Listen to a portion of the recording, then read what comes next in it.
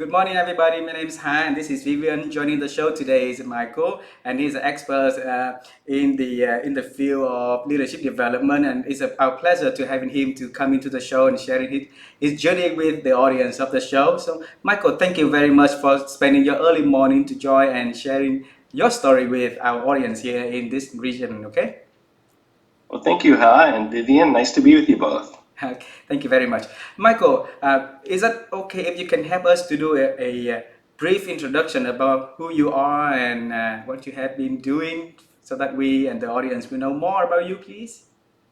Sure. Yeah, I'm from the Midwestern U.S. around Chicago, and I'm a husband of 35 years, a father of two daughters, and grandfather of I have a grandson and a granddaughter, a two-year-old granddaughter, and 5 month old or 2 year old granddaughter, 5 month old grandson. So vocationally, I started out working in technology Mm. at Texas Instruments, and then I moved into the finance side of Texas Instruments, and I found I really enjoyed that. And so I ended up eventually moving to Wall Street, first working in municipal finance with state and local governments, then working in corporate finance. I eventually ended up moving to the New York City area. I'm speaking with you from Greenwich, Connecticut, which is about 30 miles north of New York City. And in my career in Wall Street, I've worked in investment banking, corporate finance, money management, private wealth management. So I have pretty broad experience on Wall Street. And over the course of my career, I found that there were times when I was excited to get up in the morning. I was at work, the hours flew by, and by the end of the day, I didn't want to stop working. And there were other times that I didn't want to go to work as much, and the hours passed slowly, and by the end of the day, I was exhausted. And I hadn't changed that much anyway. And it really piqued my curiosity. What was affecting me? What were those factors that were helping bring out the best in me where I would do my best work? And I came across a book that by the Gallup organization that said 75% of employees are not, 75 to 90%, depending upon where you are in the world, of employees are not engaged in their jobs. And I thought, I've seen that, right? Number one, and that's a huge opportunity if you figure out how to fix that problem, because that's a lot of wasted potential. Not to mention, it made me think about my own father. Oh. He used to work for one of the big automobile manufacturers, and it was a tough culture. He would come home, he wasn't in a good mood. It just kind of beat him down over the years. And I saw that in him. So I knew that those work environments had either a positive effect on people or a negative effect. And so as I observed these things, I decided to leave Wall Street and take some time off. And I worked pretty hard, so I had a little financial cushion to be able to do that. I also just needed to break myself I felt like I was burning out, Mm. and I wanted to understand this issue better. I wanted the time to reconnect and spend more time with my family during that period. And so I left. I started doing research. I remember the first professor I contacted was, I came across a book called The Decline of Happiness in Market Democracies by a professor at Yale, and I contacted him and had a great conversation with him. He pointed me to some other people I should speak with, and it just kind of took off. I started reading books and research and doing some of my own research. And what I found was that the first thing I did, and Vivian, was I looked at what research had been done on this topic, and I wanted to understand what we know presently about the work environment. And I summed it up with 7 universal human needs to thrive in the workplace. And the first is respect. Mm. Think when you join a company, or even a group, you meet a new group of people, At a minimum, they don't really know you yet, but at a minimum, you expect them to respect you. If they're rude or they're passive aggressive, they ignore you. Those things affect your energy. You feel hurt by those, and they can make you mad. It doesn't bring out your best work in that type of environment. But if people are respectful, that helps bring out your best work. And then as you're there in that group longer and you've had a chance to do your work, you expect that someone will recognize that. And, that they'll say, wow, Vivian, you're working really hard. You're doing great work. And that makes you feel good. But if nobody says anything, you start to wonder, does anybody see the work I'm doing, the hard work I'm doing? And that can make you feel insecure and bring about negative emotions. As you're there longer, if you do have that appreciation, that energizes you. As you're there, that recognition, that appreciation, whichever you prefer to call it, as you're there longer, then you start to develop friendships. And those friendships where you have people's back, they have your back, it has to go both ways. They make you feel more secure. They help you cope with stress.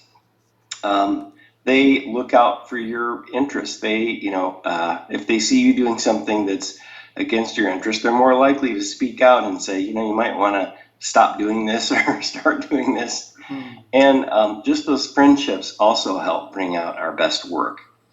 The next need is autonomy. We need the freedom to do our work. If we're micromanaged or we're subject to too much red tape or bureaucracy, it's hard for us to really stretch and do our very best work. And then we have another need after autonomy for personal growth, which means that we're in a role that it fits our strengths. It's not over challenging that we're stressed out. It's not so under challenging so that we're bored, but it's in that sweet spot where we feel a sense of connection to our work, and the hours fly by, or we get a sense of, we kind of lose ourselves in our work because it's so engaging. And that's flow or optimal experience is what psychologists call it. So that personal growth is another need. And then after that, we need meaning. So if our work is meaningful, I think of a physician who is healing people. That in many cases, we do a lot of work with physicians and in healthcare systems. And for many physicians and nurses, that's very meaningful work to them. They care about people and they see themselves as healers. And so that's meaningful work. And then the last need is progress. They need to see that they're actually making progress, healing people. And so those 7 needs, when they're met, and we did research, what we heard, when those needs were met, we heard people describe it this way. They would say, I feel connected to my work. I feel connected to my supervisor. I feel connected to the people I work with. I feel connected to my organization. We kept hearing that word connection or maybe click with people. And kind of a light bulb went off when I heard that. And it made me think that's what we're looking for, is people are describing it as feeling a sense of connection to something greater than themselves, to the people they work with, the people they serve, their organization's mission, its values, its reputation. That sense of connection really has a profound effect on us. And so, that was kind of led to the birth of our first book called Fired Up or Burned Out, which introduced the idea of a culture of connection. And then we started doing work with in that book, we criticized NASA. They had lost 2 space shuttles, and there was really a failure of connection in the NASA culture that led to information being trapped so that decision makers didn't make optimal decisions to either stop the launch of the Challenger or to stop and make corrections on the inbound Columbia space shuttle. And so it led to the loss of the space shuttles and their crews. And we were critical of them in our book. And so they invited us to speak. It surprised me that they had the courage to do that. But they ended up hiring us for 3 years to do work with the engineering section at the NASA Johnson Space Center. And we found over the years that as we've done more work with organizations, whether it's NASA or Yale New Haven Health or Memorial Sloan Kettering Cancer Center, we have a center at Texas Christian University, TCU in Texas. We've done work with the Federal Reserve Bank of San Francisco and Costco and Qualcomm and just a lot of different organizations across the US and some in Europe. And what we found is there are three types of cultures, and Vivian, this applies to our home too. It's relevant to our life outside of work. We think of the cultures, these as relational cultures, three types. One is a culture of control. So think of a leader who's more of a dictator, right? They want to control you. They want you to follow orders. And, historically, you think of the Roman Empire. If you either followed the Roman laws, or they beheaded you, they whipped you, or they crucified you. Yes. So, most bosses are not that extreme, but they may fire you or chastise you in front of people, but nonetheless, they're trying to control you, and that's a culture of control. The second type of culture, which we see has been on the rise in the U.S. in recent years, is a culture that's indifferent to people, where people become so busy with work that they don't value relationships, and so they become lonely, and they're just working all the time. Maybe they're not close to their family, maybe they don't really have close friends, and they're just working. And now we have a lot, because of COVID, a lot of people are working remotely, and that makes the loneliness problem even worse, and social isolation. And so that's the second type of culture, which we call a culture of indifference. And then the third type of culture is what we all want, which is a culture of connection. And that's where, if we were working together, we feel a sense of connection to one another, that we get to know more about you, your family, your friends, your interests outside of work, what you like to do in the workplace, so that you can be assigned those types of positions. And in that culture, there's respect, appreciation, or recognition. Friendships develop, so it meets that sense of belonging. Have autonomy, personal growth, meaning, and progress. Those 7 needs that I talked about earlier, and people feel connected. And what we found is really fascinating. It's from different aspects of science. One is that when people feel connected, it helps promote the flow of blood, glucose, which is a form of sugar in our bodies, and oxygen to all the body systems at levels they need to be healthy. But when we feel lonely or socially isolated, the body changes that, and it moves into a state called stress response, so that blood, glucose, and oxygen is over allocated to the heart, to the lungs, to the big muscles, like your thighs, because it's helping you prepare to fight or flee what it perceives as a threat. That you're not protected by people around you, and so you're threatened, and you need to be ready to run or fight. It's baked into our nervous system, and when we don't have people around us, our body moves into that state. Now, if you're truly threatened, someone's going to punch you or attack you, then it's good you're in stress response. But if you're in a work environment where you're in a state of stress response all the time, that's very hard on your body. And many people are in what's called a chronic or ongoing state of stress response today because they're lonely. It's that combination of high stress and loneliness that puts them into a stress response. And so when you're in stress response, you have entire body systems, part of your brain, the hippocampus, your digestive system, your immune system, the reproductive system, are not getting the resources, the blood, the sugar, the glucose, the oxygen they need to be healthy. And so you don't feel well.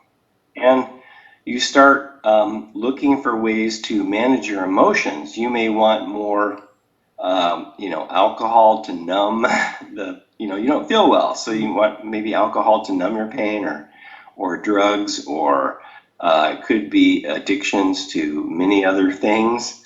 Most of the coping mechanisms are addictive.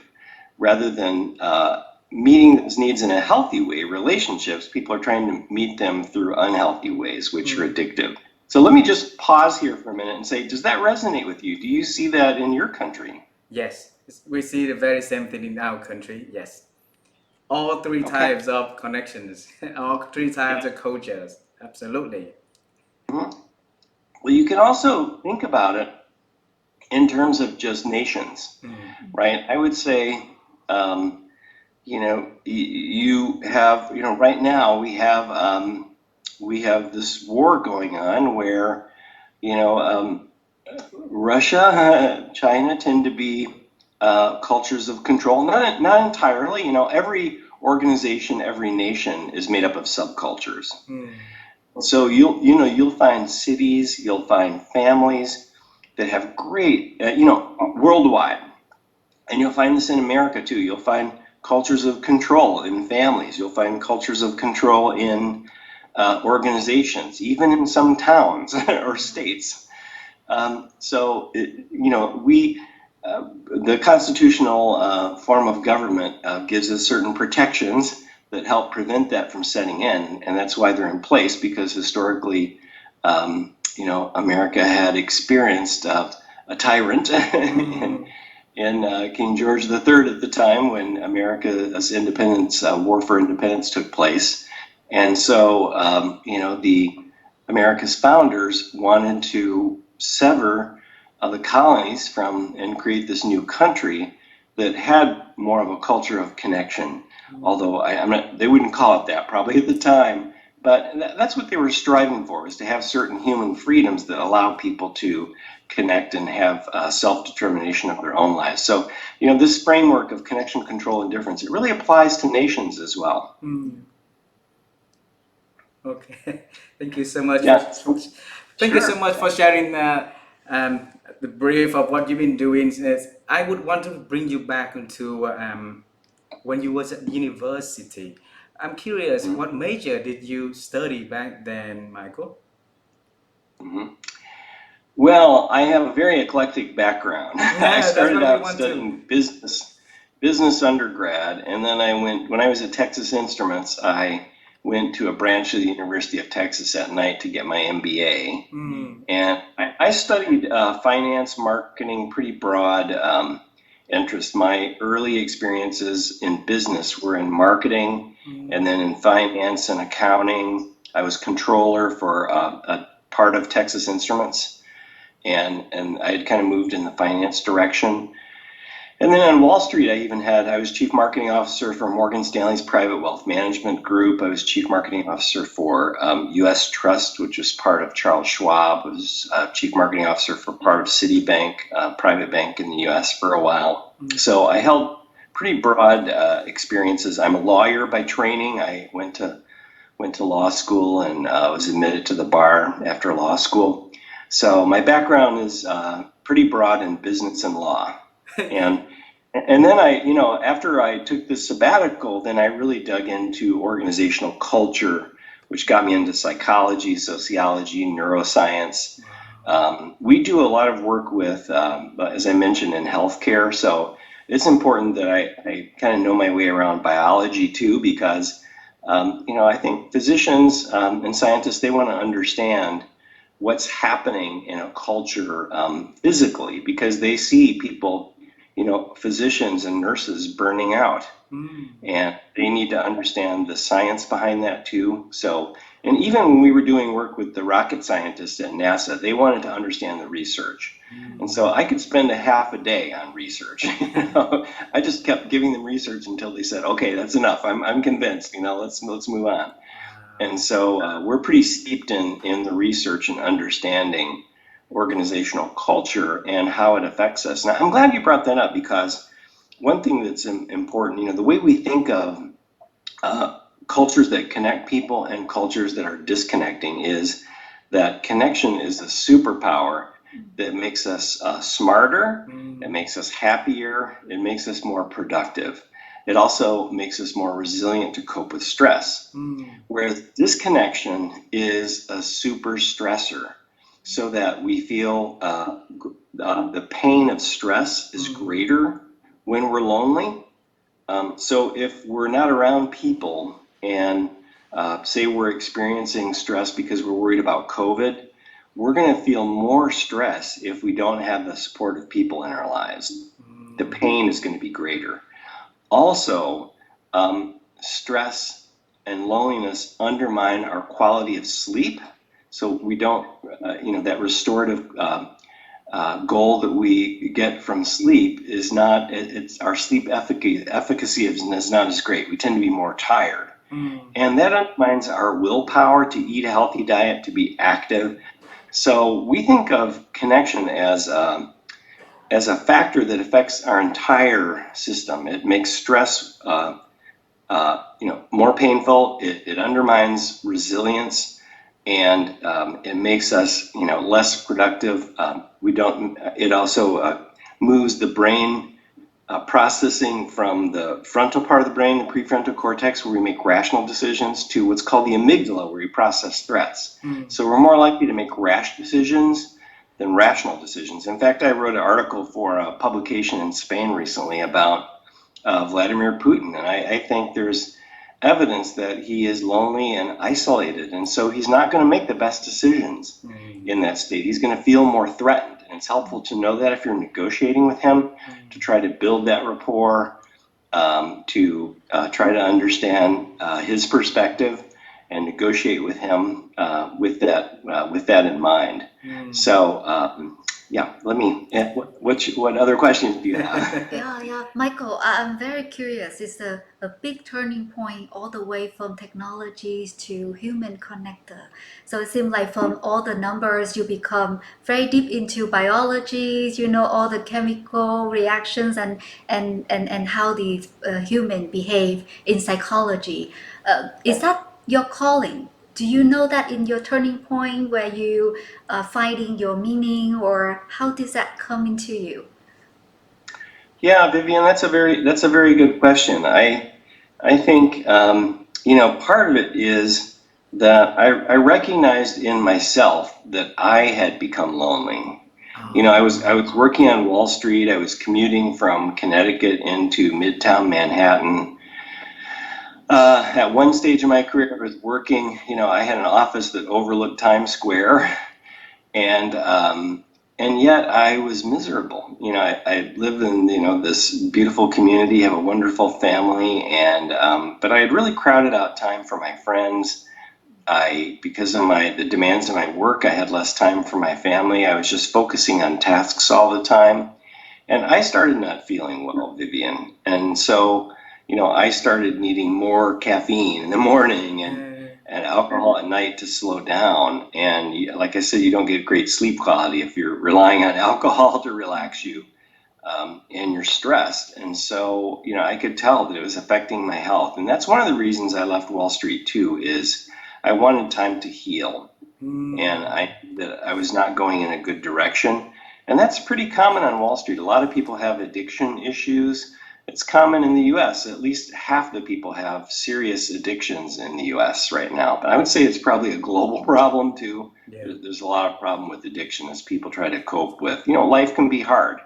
It's hard at times. And then I also, another experience when I left Wall Street, my wife Katie was diagnosed with 2 types of cancers.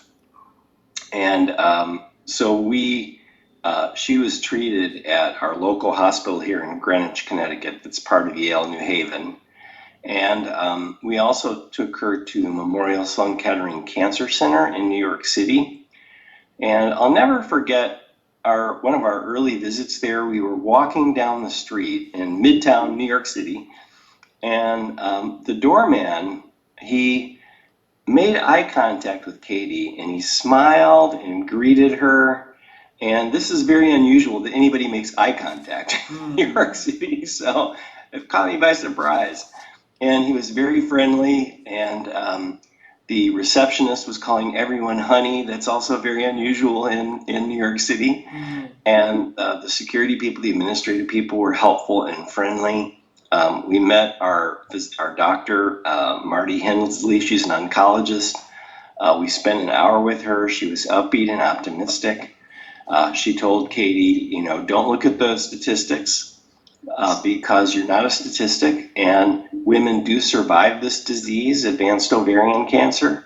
And so by the end of the time, I had two reactions. I had done my research, and I knew this was one of the best teams in the world to treat this disease.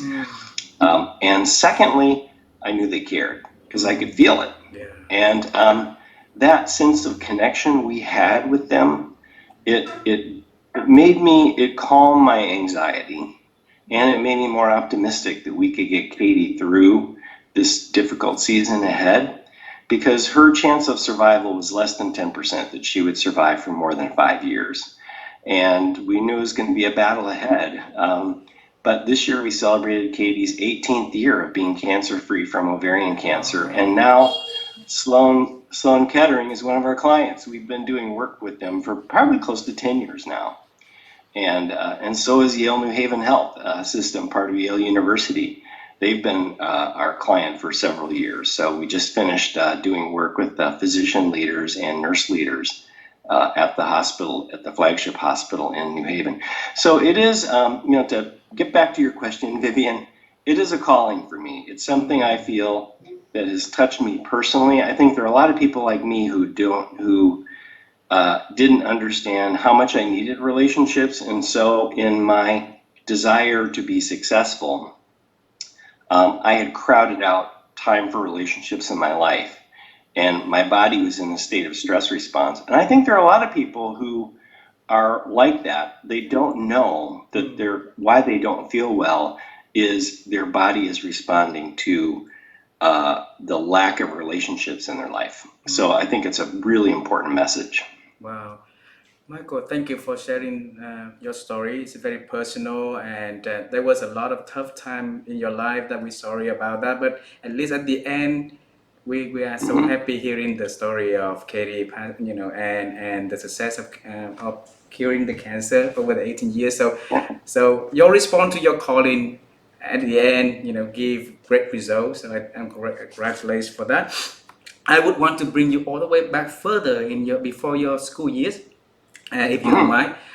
When you were a kid, did you have a lot of friends back then?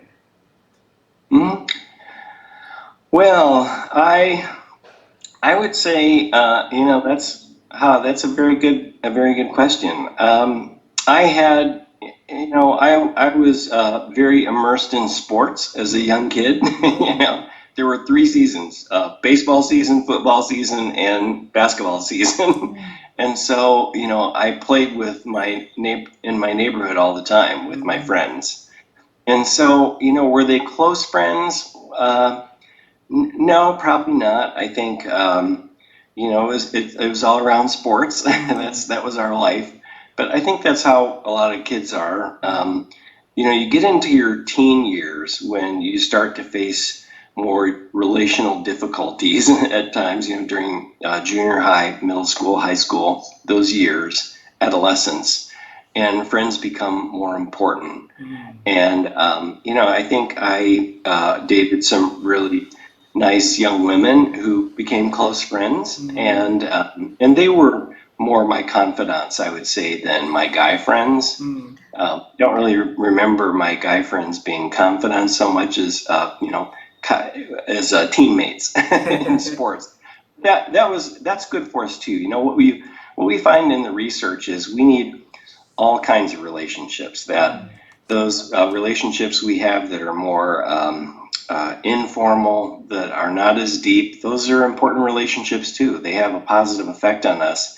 But we also, especially need those deeper friendships. Confidants who we can process life with. And right now I'm in a men's Bible study that meets on Saturday mornings. We meet for about 2.5, 3 hours, and we've been doing it for maybe 15 years now. So it's been going on a long time. And, we've had guys as old as in their 80s in the group and guys as young as in their 20s. It's very racially diverse, and yet there's a real, brotherly love among the group of supporting one another.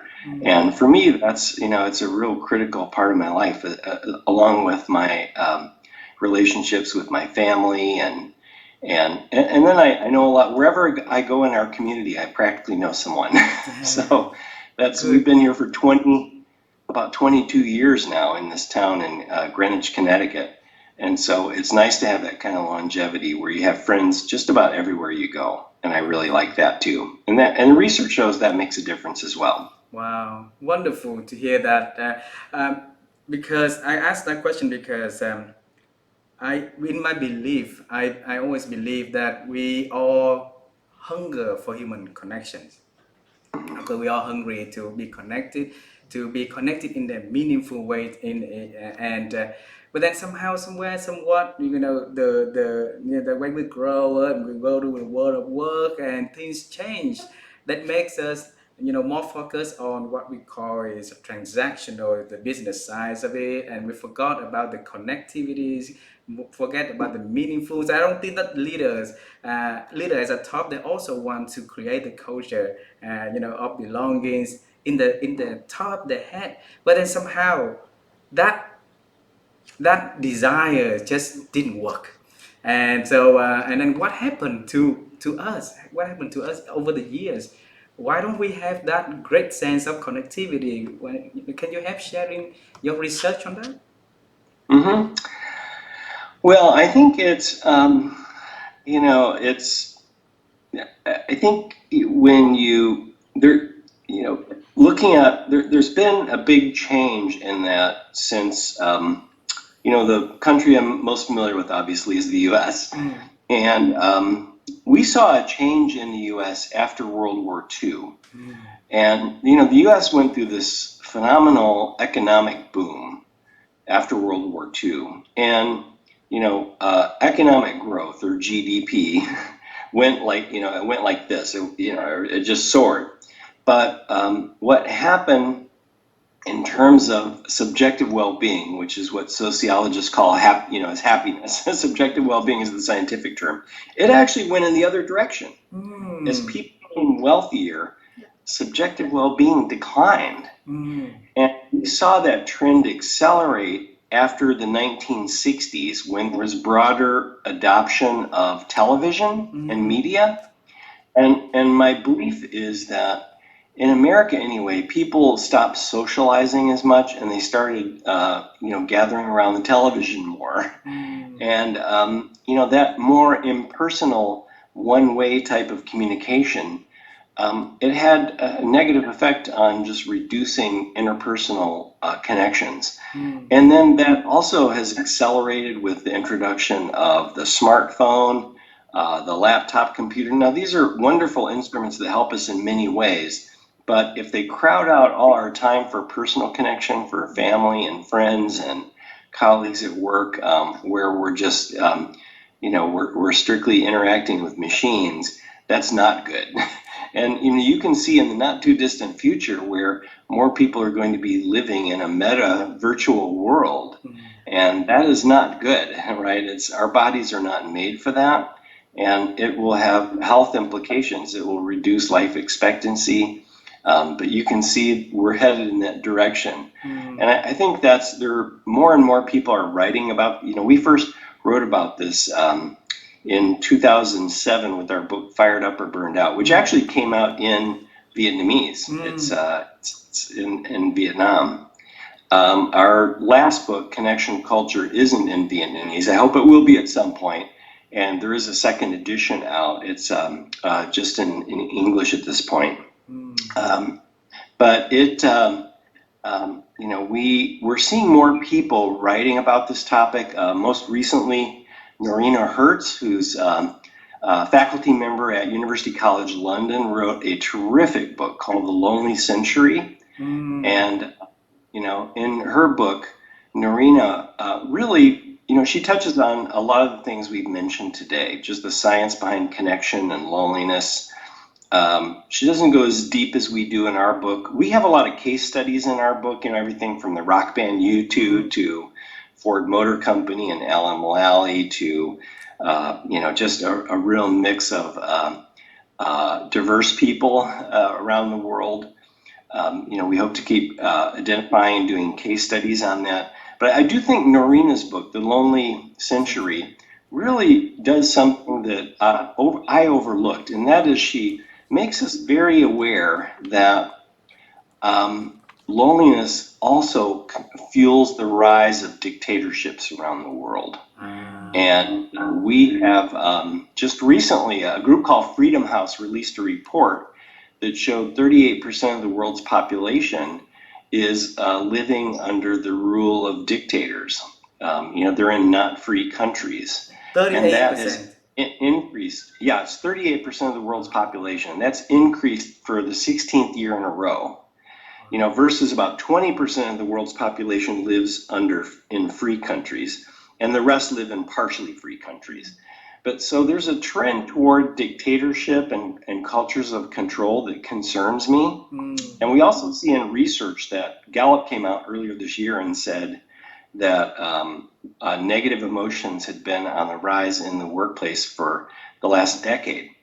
And there was a real tone of concern in the report, maybe even fear that, these are unhealthy trends. And so it's up to those of us who are in leadership, who are in the leadership training and development field, to really help leaders understand how important it is to cultivate cultures of connection that produce positive emotions, because that's going to bring out the best in people. They'll do their best work. The organization will do its best work.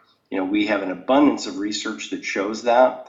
And so it's counterproductive to lead in ways that produce a culture of control, or a culture of indifference is also unhealthy. It's the culture of connection that we all need. And we found there's a consistent pattern in the cultures of connection.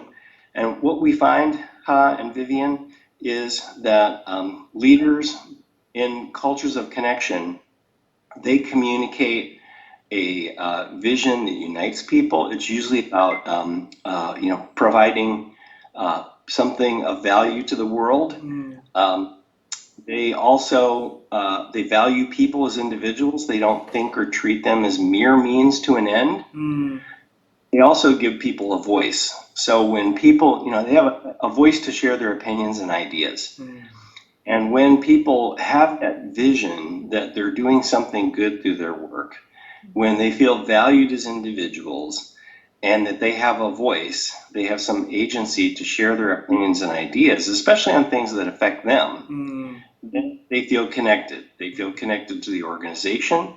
They feel connected to the leaders. They feel connected to their supervisor, the people they work with, and the people they serve through their work. And it's those connections that really help bring out, that help lead to sustainable, superior performance over time.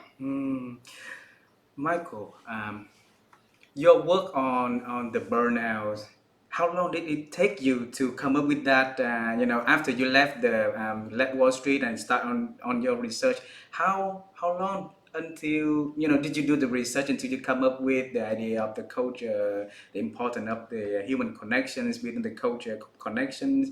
Can you share with us that journey?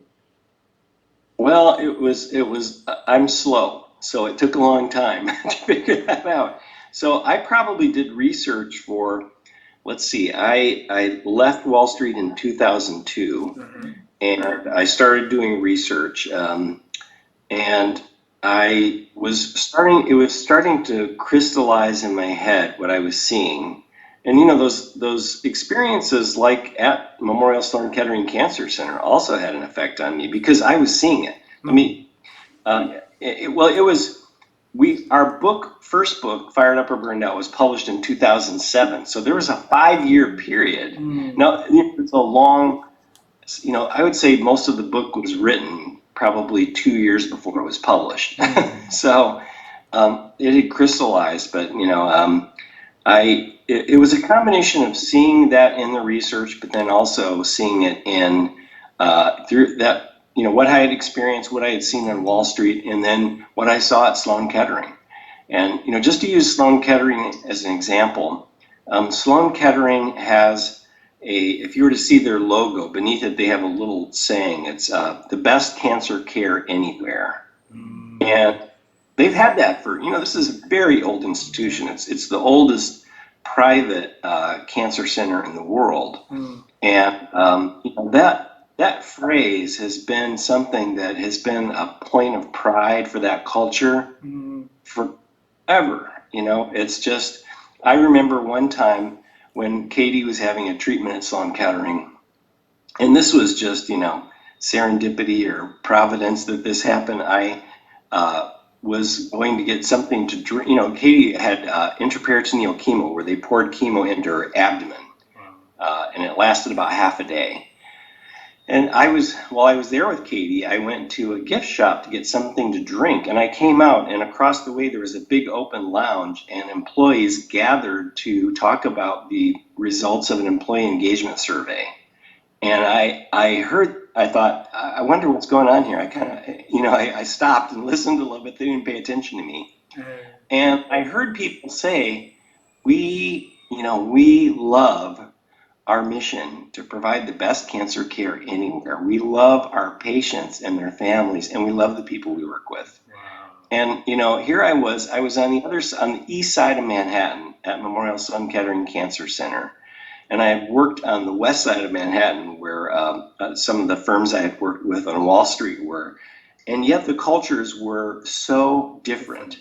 You would never hear anybody talk about love on Wall Street, quite honestly. It was all about, I want to make as much money and get out of here as fast as possible. And so it was such a contrast to see the commitment, the energy, even the joy that people had at a cancer center. I was not expecting that. I was expecting it to be a culture of death and dying, but it was a culture of life and living in a cancer center. And it just hit me in the face that, oh my gosh, these people, they feel this sense of connection to their work, to their colleagues, to the organization that has been, rated the number 1 or 2 cancer center in the U.S. for like the last 30 years. So there's a real sense of pride. They know they're making a difference in the world. They see it every day, and they are fired up about it.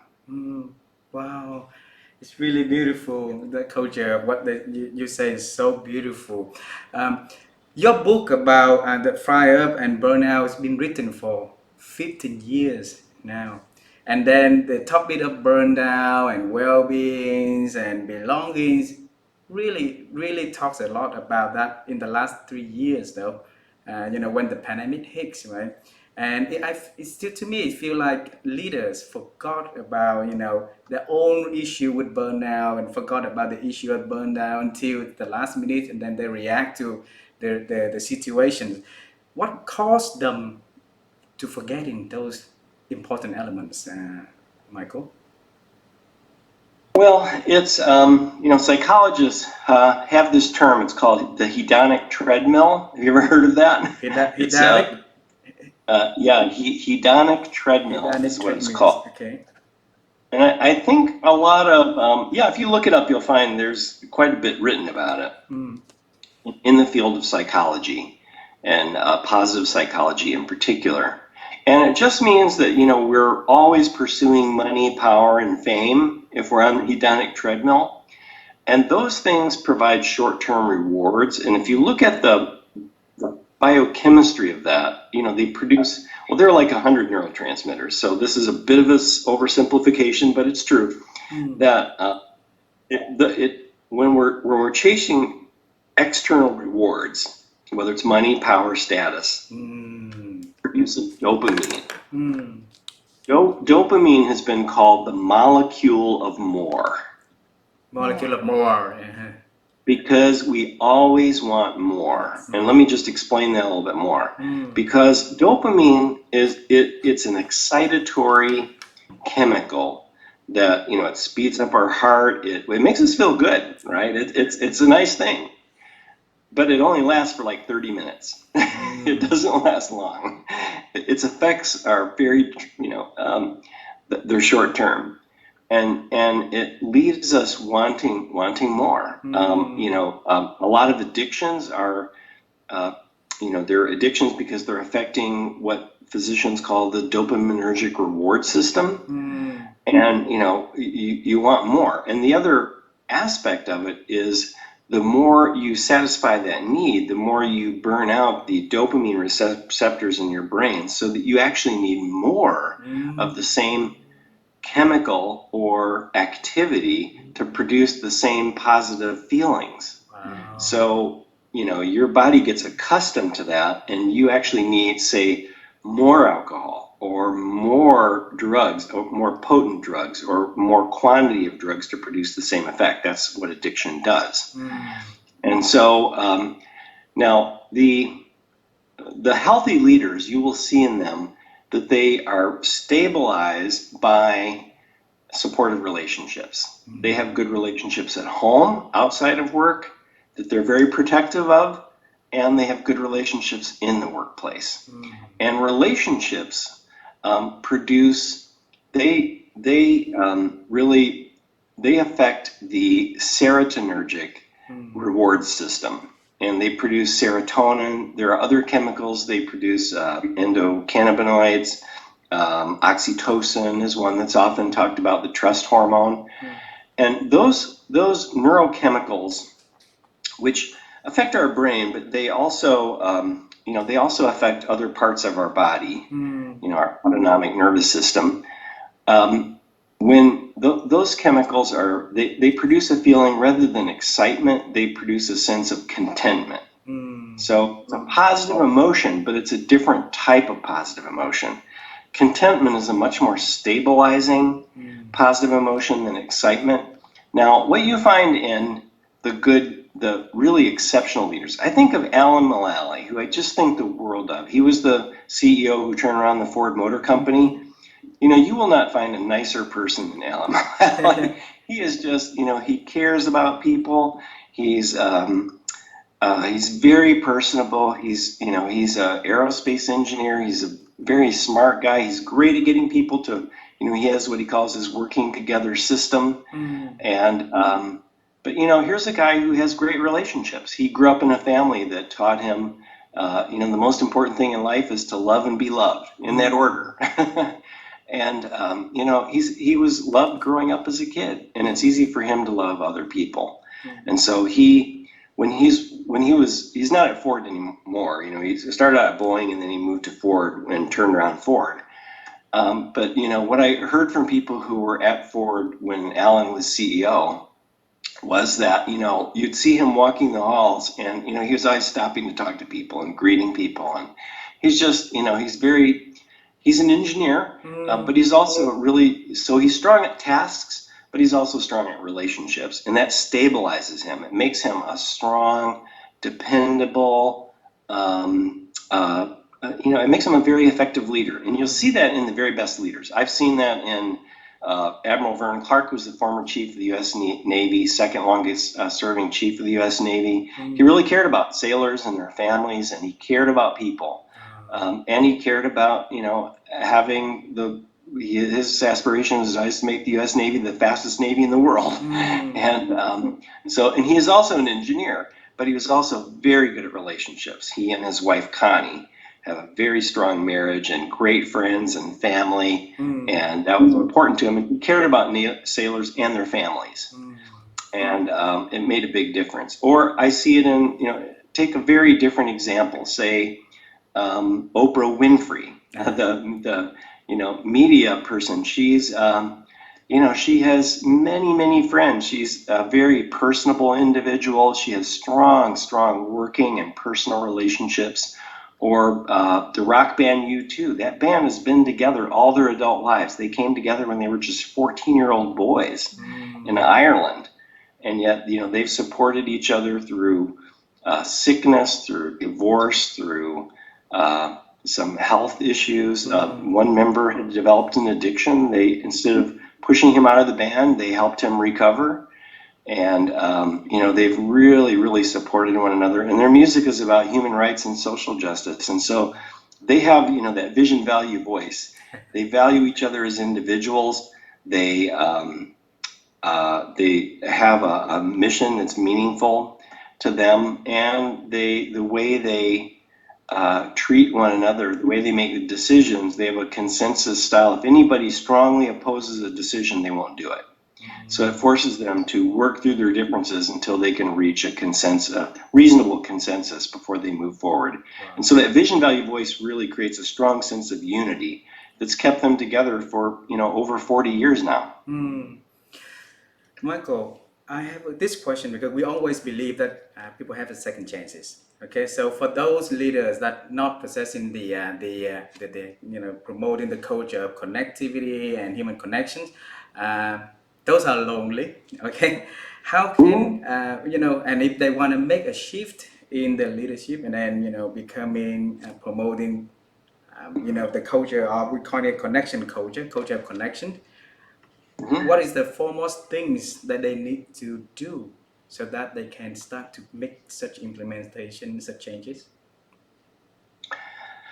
Well, you can't self-help your way to greatness as a leader, and so I would say number one, you need a coach. You can't do it yourself, and you really need a coach and mentors, people who you trust, who have your best interest in mind, and you need someone that you can process things with weekly.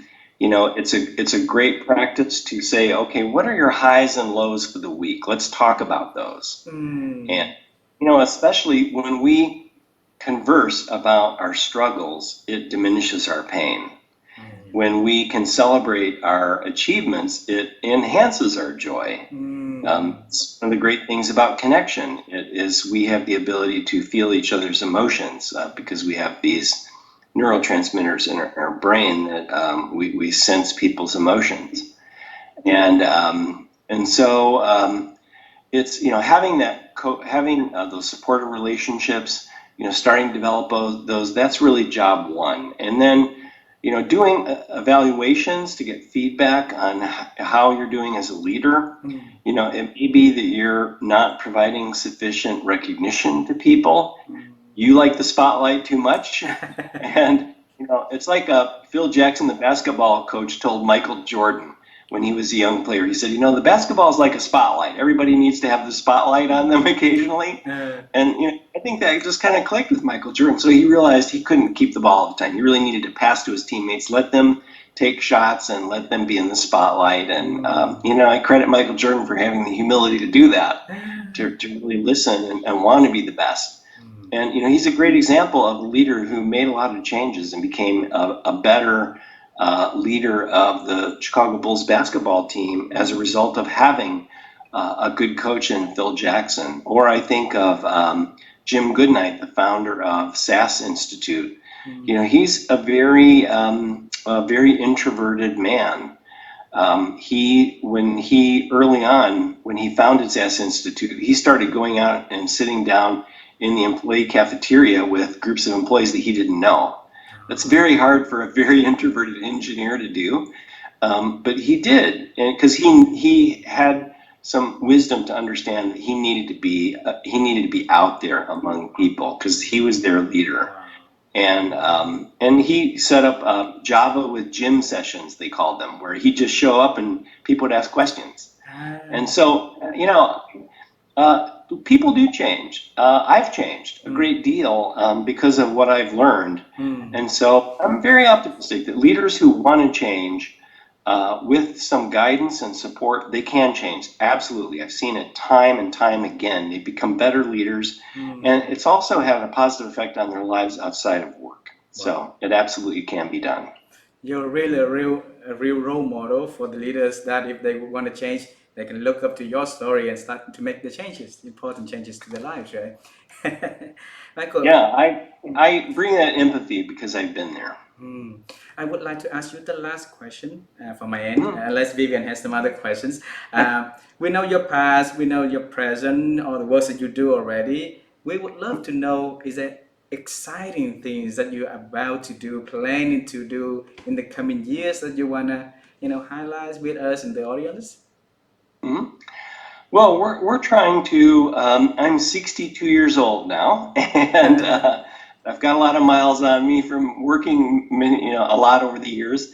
So, we're trying to bring more of our work worldwide through. We have a course that we filmed here in this library. Uh, During the pandemic with LinkedIn Learning. It's called Creating a Connection Culture. We have a lot of resources on our website, connectionculture.com. So we also want to, one of the things that's on our mind is to go deeper into understanding leaders' backgrounds and people's backgrounds. If they've had experienced trauma, how that's affected them, just those growing up years, how has that affected their ability to lead? That's one area that we're getting deeper into. And another area is we want to understand how cultures around the world connect in different ways. And so that's a really fascinating area that we look, it's something that, like I'm 62, but hopefully, by the time I'm well into my 70s, we'll have done a lot of work in that area. And I'm excited about that because I think it's so stimulating. I'm so glad that we can do something like this morning. I would love to learn more about Vietnam and the Vietnamese culture. And just how people connect in different ways than, even in the US, people connect in different ways, right? The way people connect in New York City is very different from the ways people connect in, say, Austin, Texas, or so, it's those cultural differences add a really fascinating layer to all of this. Thank you so much for sharing that. We would love to look forward to see more books coming from you in terms of the leadership, the traumas that had happened in their lives and out there, their leadership style, or the difference in the countries, right? And also we look forward to seeing more of your new products on learning and development in terms of the connection culture has been deployed in many parts of the world, not just the US or Europe, going to other parts of the world also where the people need to have more exposed to that kind of human connectivities and the culture of connections. So thank you so much for doing those amazing works yourself, and then introduce it to the people around you and to everybody. So thank you very much. Thank you, Michael. Oh, thank you. Personally, I think both of us and the audience are pretty much very, very touched and being motivated by your story, by your beautiful, journey for caring, for connection and courage. So we wish you, Katie, and the entire family all the best wishes. And we wish you always happy and loving as a family. So, yeah.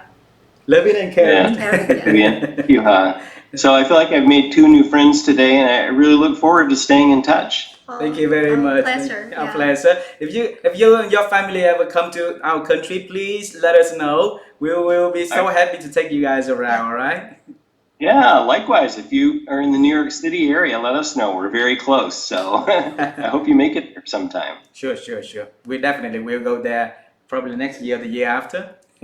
Oh, good. Yeah. Okay. Let us know. We'd love to meet. Yes. So wonderful knowing you, Michael. Wonderful knowing you. All the best to you. Okay. Take care. Thank you. Bye. Have a beautiful day there, Michael. Take care. Take care. Bye-bye.